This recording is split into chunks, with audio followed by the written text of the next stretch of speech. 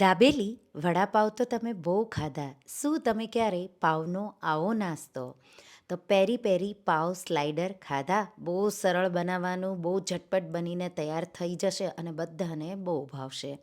પેરી પેરી મસાલા માટે લાલ મરચું powder, Italian seasoning, chilli flakes, મરી પાવડર સાથે મીઠું, ગળપણ અને સૂંઠનો પાવડર ઉમેરી મિક્સ કરીશું. ચટણી માટે લીલા મરચાં, કાજુ, લીલા ધાણા, પુદીનો સાથે આપણે એમાં મીઠું અને સંચળ ઉમેરી થોડા પાણી સાથે વાટી લઈશું.